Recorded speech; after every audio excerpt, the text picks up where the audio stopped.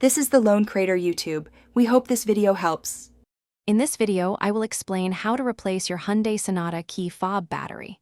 First, gather your tools, a small flathead screwdriver and a new CR2032 battery. This common battery type is readily available. Having the right tools makes this simple task even easier, ensuring a smooth and quick replacement process.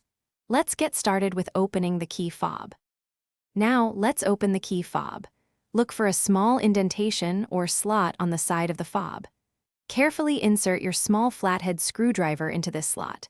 With a gentle twist or prying motion, the two halves of the key fob should separate. Be careful not to apply too much force, as the plastic can be fragile and you want to avoid damage. With the key fob open, you'll see the old coin cell battery. Before removing it, take a quick mental note of which way the positive side is facing. Usually, it's facing up.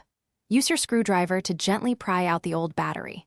Now, insert the new CR2032 battery, ensuring the positive side faces the same direction as the old one.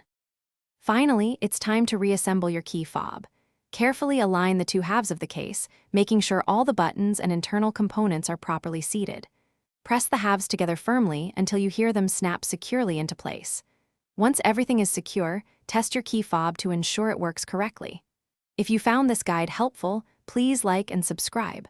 Also, check the description for a link to Little Tree's Black Ice and other great deals. Thanks for watching. Consider subscribing if we helped you.